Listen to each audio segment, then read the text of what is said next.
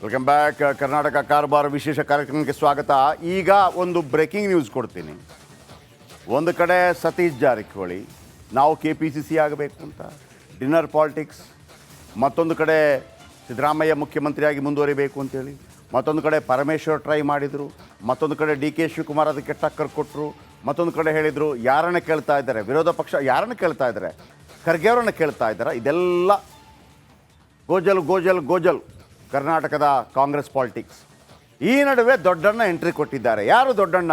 ರಾಜ್ಯ ಕಾಂಗ್ರೆಸ್ ನಾಯಕರಿಗೆ ಮಲ್ಲಿಕಾರ್ಜುನ ಖರ್ಗೆ ಖಡಕ್ ಎಚ್ಚರಿಕೆ. ಎಂಥ ಎಚ್ಚರಿಕೆ? ಶಟ್ ಅಪ್, ಎಲ್ಲರೂ ಬಾಯಿ ಮುಚ್ಕೊಂಡಿರ್ಬೇಕು, ಬಾಯಿ ಮುಚ್ಕೊಂಡಿರ್ಬೇಕು, ಕೈ ಕಟ್ ಬಾಯಿ ಮುಚ್ಚ.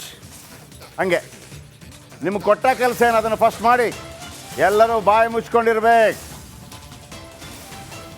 ನಿಮಗೆ ಕೊಟ್ಟ ಕೆಲಸ ಮೊದಲು ಮಾಡಿ. ಯಾವಾಗ ಏನು ಮಾಡಬೇಕು ಹೈಕಮಾಂಡ್ಗೆ ಗೊತ್ತಿದೆ. CM ಬದಲಾವಣೆ, ಅಧ್ಯಕ್ಷರ ಬದಲಾವಣೆ ಟೈಮ್ ಬಂದಾಗ ಮಾಡ್ತೇವೆ, ನಮ್ಗೆ ಗೊತ್ತಿದೆ. ಅದನ್ನು ನಿರ್ಧಾರ ಮಾಡೋಕ್ಕೆ ನಾನಿದ್ದೇನೆ.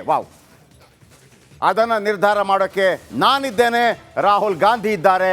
ಅಲ್ಲಿಯವರೆಗೂ ಎಲ್ಲರೂ ಕೂಡ ಶಟ್ ಅಪ್, ಬಾಯಿ ಮುಚ್ಕೊಂಡಿರ್ಬೇಕು. ರಾಜ್ಯ ಕಾಂಗ್ರೆಸ್ ನಾಯಕರಿಗೆ AICC ಅಧ್ಯಕ್ಷ ಮಲ್ಲಿಕಾರ್ಜುನ ಖರ್ಗೆ ಖಡಕ್ ವಾರ್ನಿಂಗ್ ಕೊಟ್ಟಿದ್ದಾರೆ. ಅವರು ಕಾಯುವಷ್ಟು ಕಾದರು ವೆಯ್ಟ್ ಮಾಡಿದ್ರು.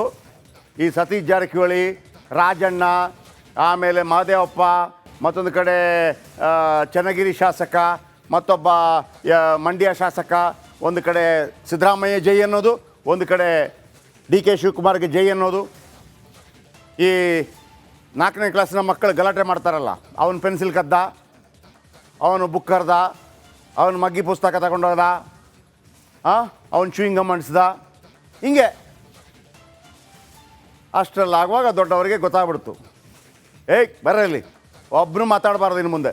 ಹಡಪ್. ಖರ್ಗೆ ಅವರು ಕೊಪ್ಕೊಂಡ್ರೆ ಹಂಗೇನೆ. ಕೇಳಿಸ್ಕೊಳ್ಳಿ ಏನು ಹೇಳಿದ್ದಾರೆ ಅಂತ. ಎಲ್ಲರೂ ಬಾಯಿ ಮುಚ್ಚಿಕೊಂಡು ಸುಮ್ಮನೆ ಕೆಲಸ ಮಾಡಬೇಕು. ಯಾವಾಗ ಏನು ನಿರ್ಣಯ ತಗೊಳ್ಬೇಕು ಅದು ನಮಗೆ ಬಿಟ್ಟಿದ್ದು. ಮೊದಲ ಕೊಟ್ಟಂಥ ಕೆಲಸಗಳನ್ನು ಮಾಡಿ ಜನರಿಗೆ ಅಭಿವೃದ್ಧಿ ಕಡೆ ಒಯ್ದು ಮತ್ತು ಪಕ್ಷಕ್ಕೆ ಬಲ ತಂದು ಆ ಕೆಲಸ ಮೊದಲು ಮಾಡಲಿ. ಇವೆಲ್ಲ ಮಾತಾಡ್ತಕ್ಕಂಥದ್ದು ಇದರಲ್ಲಿಂದು ಏನು ಪ್ರಯೋಜನ ಆಗೋದಿಲ್ಲ. ಎಲ್ಲರೂ ಬಾಯಿ ಮುಚ್ಚಿಕೊಂಡು ಸುಮ್ಮನೆ ಕೆಲಸ ಮಾಡಬೇಕು. ಯಾವಾಗ ಏನು ನಿರ್ಣಯ ತಗೊಳ್ಬೇಕು ಅದು ನಮಗೆ ಬಿಟ್ಟಿದ್ದು. ಮೊದಲ ಕೊಟ್ಟಂಥ ಕೆಲಸಗಳನ್ನು ಮಾಡಿ ಜನರಿಗೆ ಅಭಿವೃದ್ಧಿ ಕಡೆ ಒಯ್ದು ಮತ್ತು ಪಕ್ಷಕ್ಕೆ ಬಲ ತಂದು ಆ ಕೆಲಸ ಮೊದಲು ಮಾಡಲಿ. ಇವೆಲ್ಲ ಮಾತಾಡ್ತಕ್ಕಂಥದ್ದು ಇದರಲ್ಲಿಂದು ಏನು ಪ್ರಯೋಜನ ಆಗೋದಿಲ್ಲ. ಹೈಕಮಾಂಡ್ ಇದೆ, ನಾವೆಲ್ಲ ಇದ್ದೇವೆ, ರಾಹುಲ್ ಗಾಂಧಿ ಅವರಿದ್ದಾರೆ, ನಾವು ನಿರ್ಣಯ ತಗೊಳ್ತೇವೆ. ಅದಕ್ಕೆ ಅವರು ಇಲ್ಲಿ ಇಂಟರ್ಪ್ರಿಟೇಷನ್ ಮಾಡ್ತಕ್ಕಂಥದ್ದು ಅವಶ್ಯಕತೆ ಇಲ್ಲ. ಈಗ ಆಗಲ್ಲ. ಹೈಕಮಾಂಡ್ ಯಾವಾಗ ನಿರ್ಣಯ ತಗೊಳ್ಬೇಕು ಅವಾಗ ತಗೊಳ್ತಾರೆ. ಈಗ ಆಗ ನಾಳೆ ನಾಡ್ದಂತಿಲ್ಲ. ಏನು ಮಾಡಬೇಕು ಅನ್ನೋ ತೀರ್ಮಾನ ಸಂದರ್ಭದಲ್ಲಿ ತಗೊಳ್ತೇವೆ. ಈಗ ಅದನ್ನು ಪ್ರಶ್ನೆನೇ ಇಲ್ಲ. ನಾಳೆ ತೆಗಿತಾರೆ ಚೀಫ್ ಮಿನಿಸ್ಟರು, ನಾಳೆ ತೆಗಿತಾರೆ ಅನ್ನೋದು, ಅಥವಾ ಅಧ್ಯಕ್ಷರಿಗೆ ನಾಳೆ ತೆಗಿತಾರೆ ಇವತ್ತು ಇವೆಲ್ಲ ಊಹಾಪೋಹ ಯಾರೂ ಮಾತಾಡಬಾರ್ದು. ಏನು ಮಾಡಬೇಕು ಅದು ನಾವು ಮಾಡ್ತೇವೆ. ಅಲ್ಲಿಂದ ಯಾರಿಗೆ ಇಡಬೇಕು, ಯಾರಿಗೆ ತೆಗಿಬೇಕು, ಅಥವಾ ಯಾರಿಗೆ ಮುಂದುವರಿಸ್ಬೇಕು, ಇವೆಲ್ಲ ಹೈಕಮಾಂಡ್ ತೀರ್ಮಾನ. High command okay. ಬಸವರಾಜ್ ನಮ್ಮೊಂದಿಗೆ ನೇರ ಸಂಪರ್ಕದಲ್ಲಿದ್ದಾರೆ. ಇದರ ಬಗ್ಗೆ ಬಸವರಾಜ್, ನೀವು ಮಲ್ಲಿಕಾರ್ಜುನ ಖರ್ಗೆ ಅವರ ಹೇಳಿಕೆಯನ್ನು ಗಮನಿಸಿದ್ರಿ ಅಂದ್ಕೊಂಡಿದ್ದೀನಿ. ಇದರಲ್ಲಿ ಏನಾದರೂ ನಿಮಗೆ ಮಲ್ಲಿಕಾರ್ಜುನ ಖರ್ಗೆ ಹೇಳಿಕೆ ಹಿಂದೆ ಏನಾದರೂ ಏನೋ ಇಂಡೈರೆಕ್ಟಾಗಿ ಡೈರೆಕ್ಟಾಗಿ ಏನಾದರೂ ಹೇಳಿದರು ಅಂತ ಅನಿಸ್ತಾ ಇದೆಯಾ? ಜಯಪ್ರಕಾಶ್ ಡೈರೆಕ್ಟಾಗಿ ಹೇಳಿದ್ದಾರೆ, ಬಟ್ ಅದು ತಡವಾಯಿತು ಮತ್ತು ಹೇಳುವ ಜಾಗದಲ್ಲಿ ಕರೆಸಿ ಯಾರ್ಯಾರು ಹೇಳಬೇಕಾಗಿತ್ತು ಅದನ್ನು ಆ ಕೆಲಸ ಖರ್ಗೆ ಅವರು ಮಾಡಲಿಲ್ಲ ಅನ್ನುವಂಥದ್ದು ಈಗ ಒಂದು ಪ್ರಶ್ನೆ ಕಾಡುತ್ತೆ. ಯಾಕಂದರೆ ಸಾಕಷ್ಟು ಬೆಳವಣಿಗೆಗಳು ರಾಜ್ಯ ರಾಜಕೀಯದಲ್ಲಿ ನಡೀತಾ ಇದ್ದಾವೆ, ರಾಜ್ಯದವರೇ ಇದ್ದಾರೆ, ಕನ್ನಡ ತಿಳಿಯುತ್ತೆ, ಕನ್ನಡ ಮಾಧ್ಯಮಗಳಲ್ಲಿ ಏನು ಹೋಗ್ತಾ ಇದೆ ಅನ್ನುವಂಥದ್ದು ಗೊತ್ತು, ಯಾರ್ಯಾರು ಏನೇನು ಮಾತಾಡ್ತಾ ಇದ್ದಾರೆ ಅನ್ನುವಂಥದ್ದು ಗೊತ್ತು.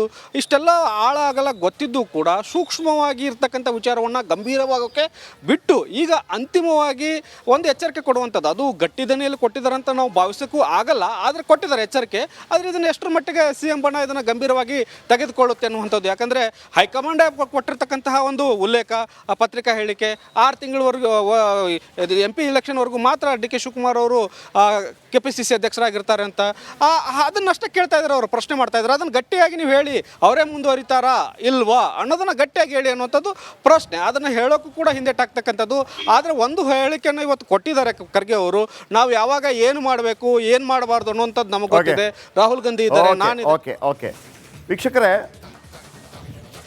ಓಕೆ ಅದು ಬಸವರಾಜ್ ತಮ್ಮ ಪಾಲನ ಅಂದರೆ ಅವರು ಗ್ರಹಿಸಿಕೊಂಡ ರೀತಿಯಲ್ಲಿ ಹೇಳಿದರು. Okay, it's good.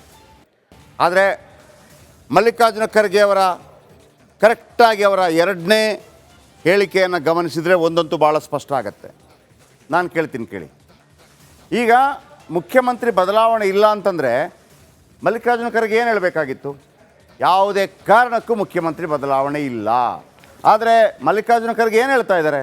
ಯಾವಾಗ ಚೇಂಜ್ ಮಾಡಬೇಕು, ಯಾವಾಗ ಯಾರನ್ನು ಕೂರಿಸಬೇಕು, ಯಾವಾಗ ಯಾರನ್ನು ಇಳಿಸಬೇಕು, ಅದು ನಮಗೆ ಬಿಟ್ಟು. ದಟ್ ಮೀನ್ಸ್ ಸಿದ್ದರಾಮಯ್ಯನವರು ಖಂಡಿತವಾಗಲೂ ಬದಲಾಗ್ತಾರೆ. ಇದು ಆ ಹೇಳಿಕೆಯಿಂದ ಸ್ಪಷ್ಟ ಆಗ್ತಾ ಇದೆ. 2.5 ವರ್ಷದ ನಂತರ ಸಿದ್ದರಾಮಯ್ಯನವರ ಪಟ್ಟ ಅಲಗಾಡತ್ತೆ. ನೀವು ಬೇಕಿದ್ರೆ ರಿಪೀಟ್ ಹಾಕಿ ಕುಮಾರ್, ಇನ್ನೊಮ್ಮೆ 2ನೇ ಬೈಟನ್ನು ಹಾಕಿ, ಅದರಲ್ಲಿ ಮಲ್ಲಿಕಾರ್ಜುನ ಖರ್ಗೆ ಅವರು ಹೇಳ್ತಾ ಇರುವಂಥ ಮಾತಿನ ಮರ್ಮವನ್ನು ಗಮನಿಸಿ. ಯಾರನ್ನು ಯಾವಾಗ ಕೂರಿಸಬೇಕು, ಯಾವಾಗ ಇಳಿಸಬೇಕು, ಅದು ಯಾವ ಟೈಮಲ್ಲಿ ಮಾಡಬೇಕು, ನಾಳೆ ಮಾಡ್ತೀವೋ ನಾಡಿದ್ದು ಮಾಡ್ತೀವೋ ಅಂತ ಯಾಕೆ ಹೇಳಬೇಕಾಗಿತ್ತು? ಒಂದು ವೇಳೆ ಯಾವುದೇ ಕಾರಣಕ್ಕೂ ಮುಖ್ಯಮಂತ್ರಿ ಪಟ್ಟ ಬದಲಾಗೋದಿಲ್ಲ ಅಂತಂದರೆ ಯಾವುದೇ ಕಾರಣಕ್ಕೂ ಬದಲಾಗೋದಿಲ್ಲ ಅಂತ ಹೇಳಬೇಕಾಗಿತ್ತು. ಬಟ್ ಮಲ್ಲಿಕಾರ್ಜುನ ಖರ್ಗೆ ಆ ಥರ ಹೇಳ್ತಾ ಇಲ್ಲ, ಗಮನಿಸಿ. ನಿರ್ಣಯ ತಗೊಳ್ಬೇಕು, ಅವಾಗ ತಗೊಳ್ತಾರೆ. ಈಗ ಆಗ ನಾಳೆ ನಾಡದಂತಿಲ್ಲ. ಏನು ಮಾಡಬೇಕು ಅನ್ನೋ ತೀರ್ಮಾನ ಆ ಸಂದರ್ಭದಲ್ಲಿ ತಗೊಳ್ತೇವೆ. ಈಗ ಅದನ್ನು ಪ್ರಶ್ನೆನೇ ಇಲ್ಲ. ನಾಳೆ ತೆಗಿತಾರೆ ಚೀಫ್ ಮಿನಿಸ್ಟರು, ನಾಳೆ ತೆಗಿತಾರೆ ಅನ್ನೋದು, ಅಥವಾ ಅಧ್ಯಕ್ಷರಿಗೆ ನಾಳೆ ತೆಗಿತಾರೆ ಇವತ್ತು ಇವೆಲ್ಲ ಊಹಾಪೋಹ ಯಾರೂ ಮಾತಾಡಬಾರ್ದು. ಏನು ಮಾಡಬೇಕು ಅದು ನಾವು ಮಾಡ್ತೇವೆ. ಅಲ್ಲಿಂದ ಯಾರಿಗೆ ಇಡಬೇಕು, ಯಾರಿಗೆ ತೆಗಿಬೇಕು, ಅಥವಾ ಯಾರಿಗೆ ಮುಂದುವರಿಸ್ಬೇಕು, ಇವೆಲ್ಲ ಹೈಕಮಾಂಡ್ ತೀರ್ಮಾನ. ಹೈಕಮಾಂಡ್ ಮತ್ತೊಮ್ಮೆ ಹೇಳ್ತಾ ಇದ್ದೀನಿ, ಈ ಹೇಳಿಕೆ ಅಂತೂ ಒಂದು ಫಿಕ್ಸ್. ನಾನು 9 ಗಂಟೆಗೆ ಇದರ ಬಗ್ಗೆ ಇನ್ ಡೀಟೇಲ್ ಆಗಿ ಕೊಡ್ತೀನಿ. ಒಂದಂತೂ ಭಾಳ ಫಿಕ್ಸ್. ಸಿದ್ದರಾಮಯ್ಯನವರು ಅವರ ಹೇಳಿಕೆ ಪ್ರಕಾರ, ಅವರ ಹೇಳಿಕೆಯನ್ನು ಗಮನಿಸಿದರೆ, ಅವರ ಹೇಳಿಕೆಯನ್ನು ರಾಜಕೀಯವಾಗಿ ತುಲನೆ ಮಾಡೋದಿದ್ರೆ ಸಿದ್ದರಾಮಯ್ಯನವರೇ 5 ವರ್ಷ ಮುಖ್ಯಮಂತ್ರಿಯಾಗಿ ಇರೋದಿಲ್ಲ, ಅದಂತೂ ಪಕ್ಕ. ಯಾರನ್ನು ತೆಗಿಬೇಕು, ಯಾವಾಗ ಅದಾಗಬೇಕು, ಅದು ಆ ಸಮಯದಲ್ಲಿ ನಾವು ನಿರ್ಧಾರ ಮಾಡ್ತೇವೆ ಅಂತ ಯಾಕೆ ಕೇಳಬೇಕಾಗಿತ್ತು ಸಿದ್ದರಾಮಯ್ಯ? ರೇ, ಅವರ ಎಲೆಕ್ಟೆಡ್ ಚೀಫ್ ಮಿನಿಸ್ಟರ್, ಯಾವುದೇ ಕಾರಣಕ್ಕೂ ತೆಗಿಯೋಕ್ಕಾಗೋದಿಲ್ಲ. ಕಾಂಗ್ರೆಸ್ ಅಧ್ಯಕ್ಷರ ಬದಲಾವಣೆ ಆಗ್ಬೋದು ಆಯಾ ಕಾಲಕ್ಕೆ, ಅದು ಬೇರೆ. ಅದರಲ್ಲಿ ಭಾಳ ಸ್ಪಷ್ಟ ಆಗ್ತಾ ಇದೆ. ಒಂದು ಹೇಳಿದ್ರು, ನಿಮ್ಮ ಕೆಲಸ ಮಾಡಿ, ಬಾಯಿ ಮುಚ್ಕೊಂಡಿರಿ, ಯಾವಾಗ ಮಾಡಬೇಕು. ದಟ್ ಮೀನ್ಸ್ ಸಿದ್ದರಾಮಯ್ಯನವರು 5 ವರ್ಷಗಳ ಕಾಲ ಮುಖ್ಯಮಂತ್ರಿಯಾಗಿ ಮುಂದುವರಿಯುವುದಿಲ್ಲ ಅನ್ನುವಂಥ ಪರೋಕ್ಷ ಸೂಚನೆ ಅಲ್ಲಿ ನೀವು ಗಮನಿಸ್ಬೋದು. ರಾಜಕೀಯ ವಿಶ್ಲೇಷಣೆಯನ್ನು ನೀವು ಅರ್ಥ ಮಾಡ್ಕೊಳ್ಳೋದಿದ್ರೆ. ಈಗ ಖರ್ಗೆ ಖಡಕ್ ವಾರ್ನಿಂಗ್ಗೆ DKಶಿ ಪ್ರತಿಕ್ರಿಯೆ ಕೊಟ್ಟಿದ್ದಾರೆ. ನನ್ನ ಬಾಯಿ ಸೇರಿದಂತೆ ಎಲ್ಲರೂ ಬಾಯಿ ಮುಚ್ಕೊಳ್ಳೋಕೆ ಹೇಳಿದ್ದಾರೆ. ಹುಬ್ಬಳ್ಳಿಯಲ್ಲಿ DCM DK ಶಿವಕುಮಾರ್ ಹೇಳಿಕೆಯನ್ನು ಕೊಟ್ಟರು. ನನ್ನ ಬಾಯಿ ಸೇರಿದಂತೆ ಎಲ್ಲರೂ ಬಾಯಿ ಮುಚ್ಕೊಳ್ಳೋಕೆ ಹೇಳಿದ್ದಾರೆ. ಹುಬ್ಬಳ್ಳಿಯಲ್ಲಿ DCM DK ಶಿವಕುಮಾರ್ ಹೇಳಿಕೆ, ಹಾಗಾಗಿ ನಾನು ಬಾಯಿ ಮುಚ್ಕೊಂಡಿರ್ತೇನೆ ಅಂತ ಅವರು ಹೇಳ್ತಾರೆ. ಅವರ ಮಾತು ಕೇಳಿಸ್ಕೊಳ್ಳಿ. ಈಗ ನನ್ನ ಬಾಯಿ ಸೇರಿ ಬೀಗ ಹಾಕಬೇಕು ಅಂತ ಡೆಲ್ಲಿಯವರು ಹೇಳಿದಾರಾ? ಮಲ್ಲಿಕಾರ್ಜುನ ಖರ್ಗೆ ಸಾಹೇಬರು ನಮ್ಮ ರಾಷ್ಟ್ರೀಯ ಅಧ್ಯಕ್ಷರು. ಅವರ ಮಾರ್ಗದರ್ಶನದಲ್ಲಿ, ನಮ್ಮ ಪಕ್ಷದ ವರಿಷ್ಠ ಮಾರ್ಗದರ್ಶನದಲ್ಲಿ ನಾವೆಲ್ಲ ಕಾರ್ಯಕರ್ತರಾಗಿ ನಾವೆಲ್ಲ ದುಡಿದೆವು ಅಷ್ಟೇ. ಈಗ ನನ್ನ ಬಾಯಿ ಸೇರಿ ಬೀಗ ಹಾಕಬೇಕು ಅಂತ ಡೆಲ್ಲಿಯವರು ಹೇಳಿದಾರಾ? ಮಲ್ಲಿಕಾರ್ಜುನ ಖರ್ಗೆ ಸಾಹೇಬರು ನಮ್ಮ ರಾಷ್ಟ್ರೀಯ ಅಧ್ಯಕ್ಷರು. ಅವರ ಮಾರ್ಗದರ್ಶನದಲ್ಲಿ, ನಮ್ಮ ಪಕ್ಷದ ವರಿಷ್ಠ ಮಾರ್ಗದರ್ಶನದಲ್ಲಿ ನಾವೆಲ್ಲ ಕಾರ್ಯಕರ್ತರಾಗಿ ನಾವೆಲ್ಲ ದುಡಿದೆವು ಅಷ್ಟೇ. ಈಗ DK ಶಿವಕುಮಾರ್ ಏನು ಹೇಳಿದರು? ಹೌದು, ಖರ್ಗೆ ಅವರು ವಾರ್ನಿಂಗ್ ಕೊಟ್ಟಿದ್ದಾರೆ, ನಾನು ಬಾಯಿ ಮುಚ್ಕೊಂಡಿರ್ತೇನೆ, ಎಲ್ಲರೂ ಇರಬೇಕು, ನಾನು ಬಾಯಿ ಮುಚ್ಕೊಂಡಿರ್ತೇನೆ, ಎಲ್ಲರೂ ಇರಬೇಕು. ಸಿದ್ದರಾಮಯ್ಯ ಬಣದವ್ರು ಹೇಳಿ ನೋಡೋಣ, ನಾವು ಬಾಯಿ ಮುಚ್ಕೊಂಡಿರ್ತೇವೆ ಅಂತ. ಇದು ಸವಾಲು. ಸಿದ್ದರಾಮಯ್ಯ ಬಣದವ ಒಬ್ಬ ಹೇಳಿ, ಖರ್ಗೆ ಅವರು ಹೇಳಿದರು, ಹಾಗಾಗಿ ನಾವು ಇನ್ನು ಮುಂದೆ ಮಾತಾಡಲ್ಲ, ಬಾಯಿ ಮುಚ್ಕೊಂಡಿರ್ತೇವೆ. ಸಾಧ್ಯನೇ ಇಲ್ಲ. ಒಂದು ವೇಳೆ ಅದು ಸಾಧ್ಯವಾದರೆ ಲಾಭ ಯಾರಿಗೆ? ಡಿ ಕೆಗೆ ಅಷ್ಟೇ. ನೆಕ್ಸ್ಟ್